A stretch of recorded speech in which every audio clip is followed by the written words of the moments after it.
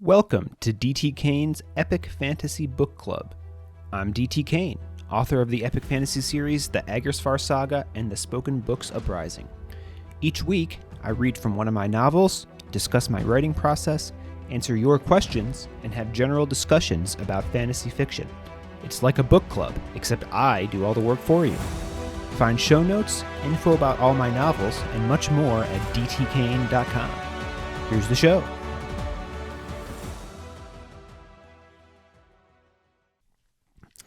Hello there again, DT crew. Welcome back to DT Kane's Epic Fantasy Book Club.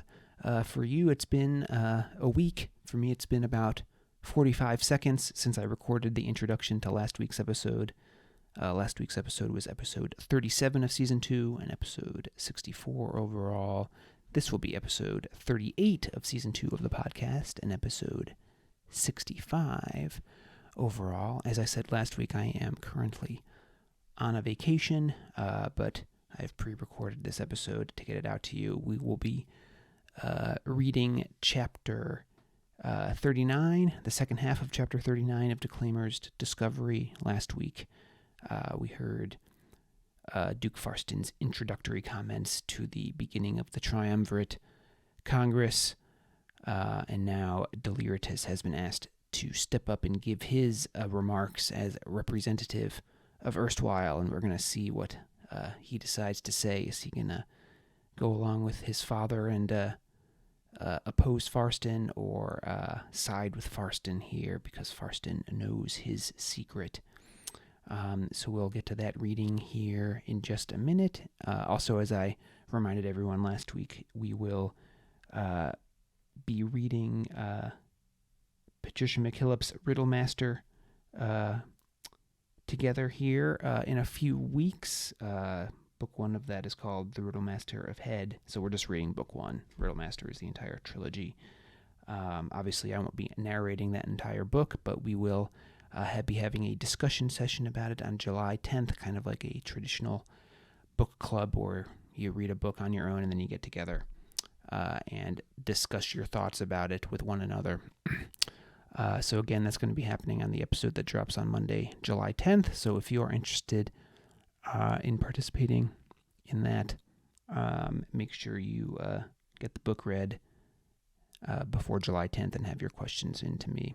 I guess I'll probably be recording it on July 9th, so I guess get your questions into me before July 8th if you would like me to include them in the podcast episode. But okay, that is all. So without further ado, here is part 2 of chapter 39 of Declaimer's Discovery. Del swallowed back a fresh wellspring of bile and gripped at the podium's sides when he reached it. The wood was smooth under his palms, eroded by 1,000 sweaty, nervous hands before him. How many of those men had been in such straits as he? The podium was angled so that he could look out onto the main body of the crowd, while also taking in the other representatives. He stared out over the mass of gathered bodies. A few seemed curious or even eager to hear what he had to say. The great majority, though, seemed either indifferent or outright hostile. Who was this youth from the distant, dreary city of erstwhile to speak to them of the justness of their nation's institutions? "Thank you, Duke Chairman, and may it please this assembly," Del began, using the traditional style of a politician addressing a body of peers. His years of education under the miserable eye of his uncle hadn't been a complete waste, after all. Duke Leamina spoke true, of course. Acktus Torchsire was a visionary.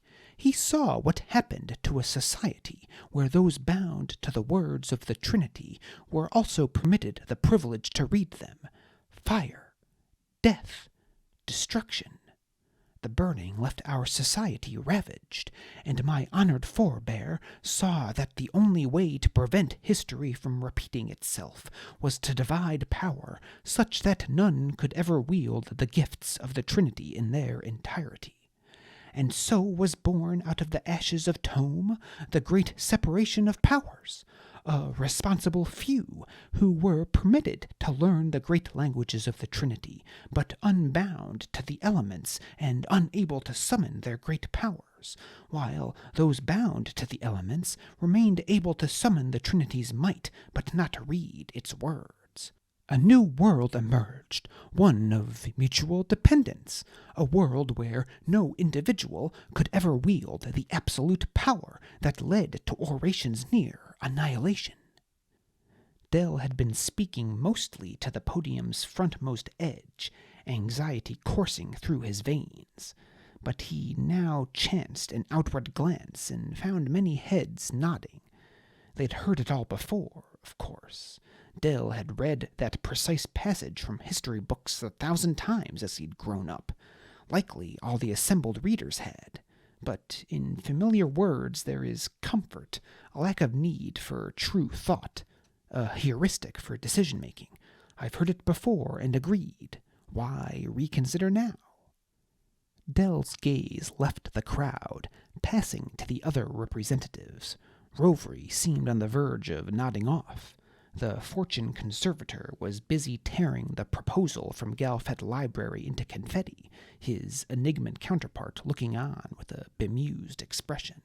And Adalexa Stonebinder seemed to be considering whether she could close the distance between herself and Del before Farston intervened. If he even would attempt to intervene, that was. But despite the homicide in Adalexa's glare, it was the vacant stare of her speaker that caught Del's attention. The man might be blind, but he had ears. How absurd it was! Here they all were, decrying the murder of Duke Galfet, ripping to shreds a proposal to give speakers a few scraps of decency, and there wasn't a single individual involved with any personal stake in the matter. When this measure failed, none of the representatives, Del included, would suffer in the least. They'd return to their feathered beds, their silk jackets, their aged wines and cured meats. What is this Congress to a speaker? Once again, Del hadn't realized he was speaking aloud until the words were already echoing about the stony outcrops of the Mayneck. He gripped the podium with greater ferocity as the crowd quieted, thousands of eyes on him. Forget Adalexa. He had a dagger to his own throat, ready to cut deep.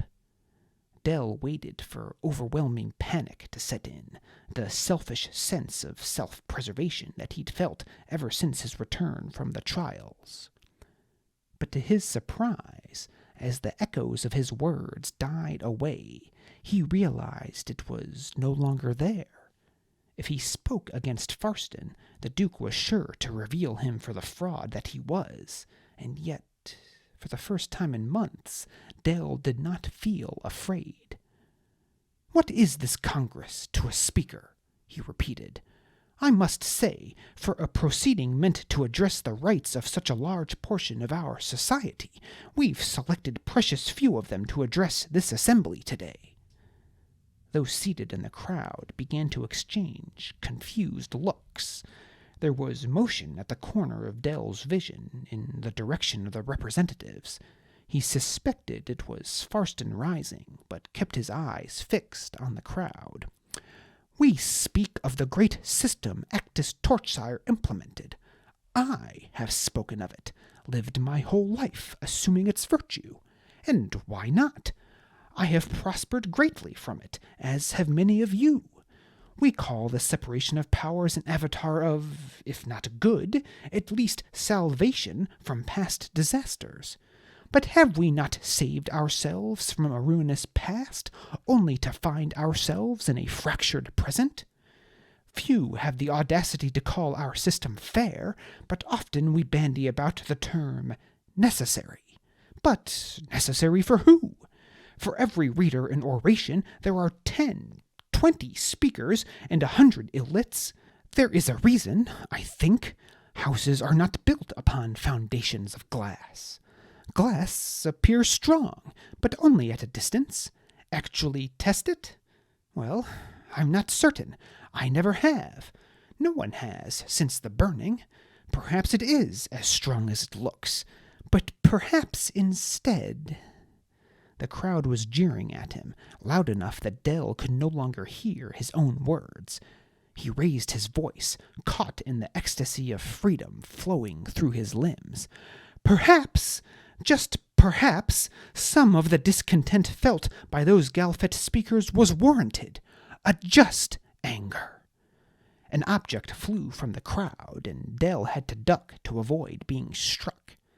The rotten fruit splattered upon the dais behind him, moldy seeds and black juices splashing over Farston's boots, staining the space between the podium and representatives in foul-smelling scarlet.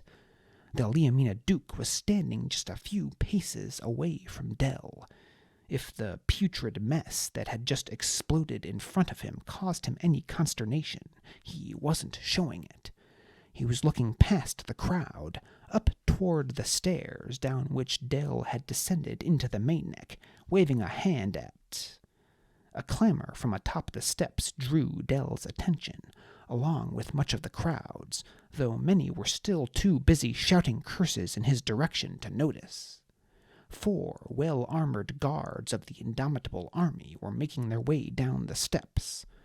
Dark emeralds were set into the smoky steel of their pauldrons and greaves, and each wore a helmet with visor dropped, so only a thin slit remained for their eyes. At the center of the soldiers was a ragged young man.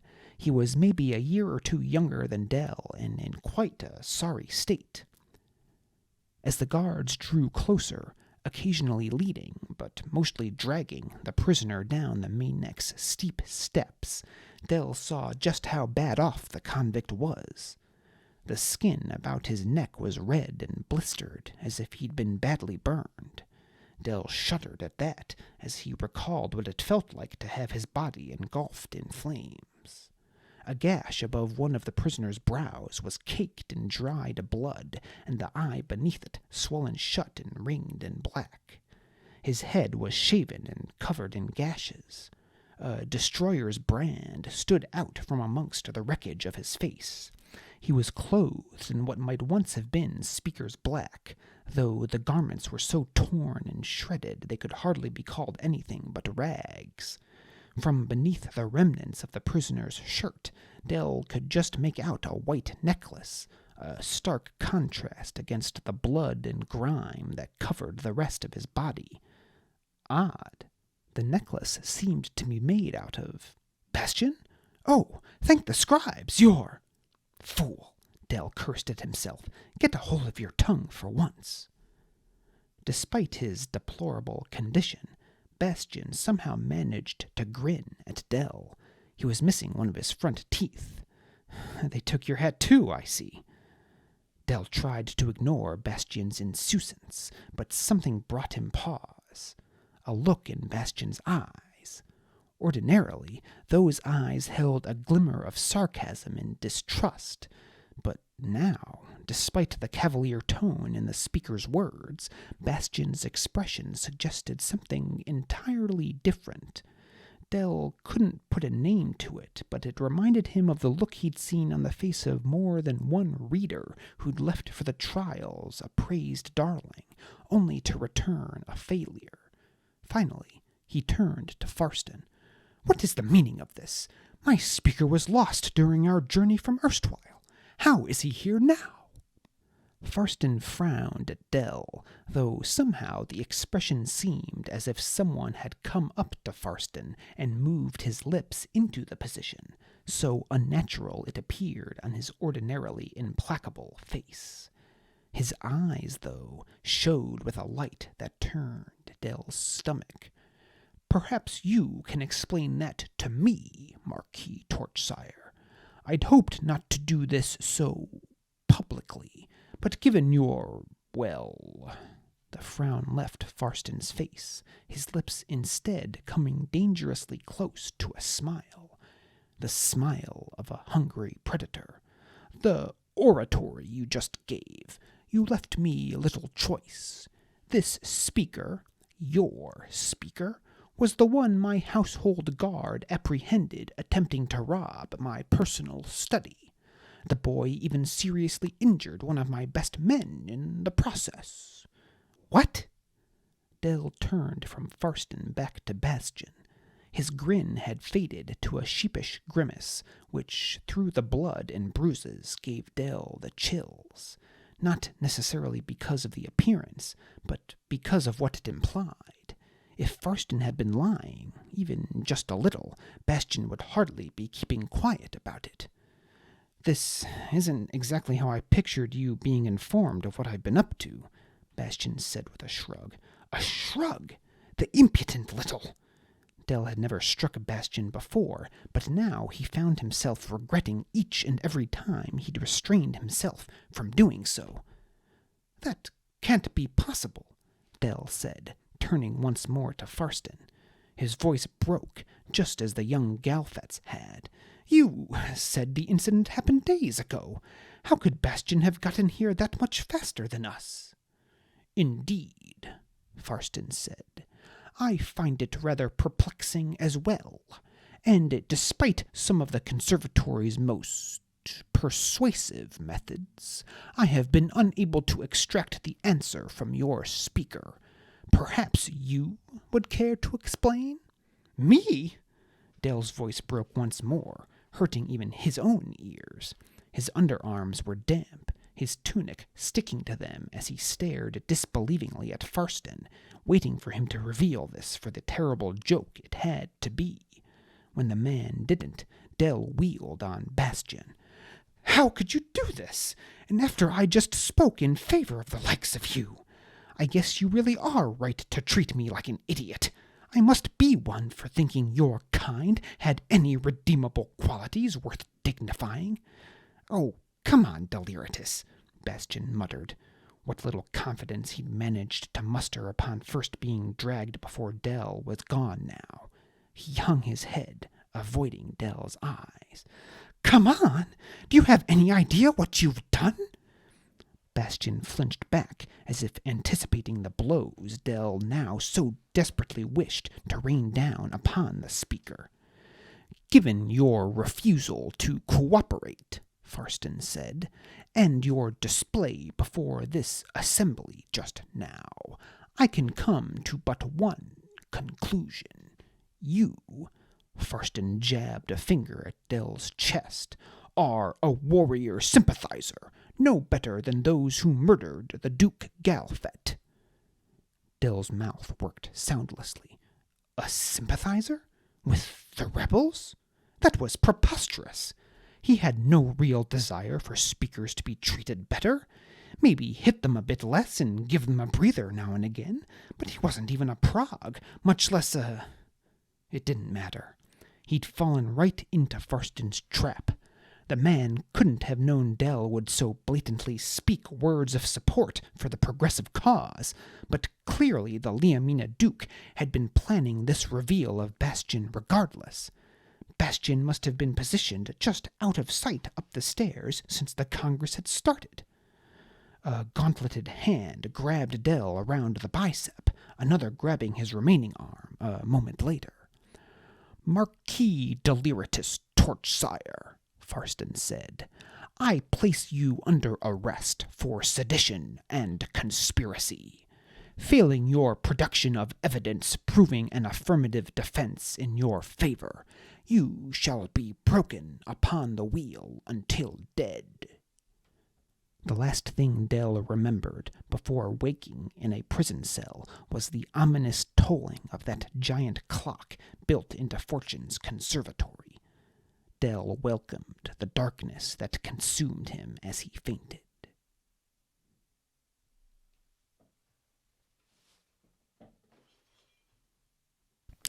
Thanks for listening to D.T. Kane's Epic Fantasy Book Club.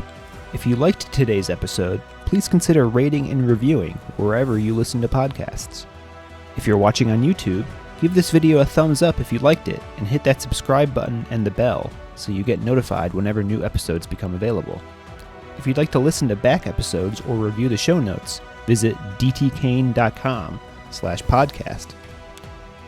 D.T. Kane's novels are available for purchase at most major online retailers, or you can purchase directly from his website at www.dtkane.com/books. You can receive a free short story and sign up for D.T. Kane's mailing list at dtkane.com/email-signup. If you'd like to connect, you can find D.T. Kane on Facebook at D.T. Kane Author or Twitter at D.T. Kane Author, or send D.T. Kane an email at dtkane@dtkane.com. See you next week.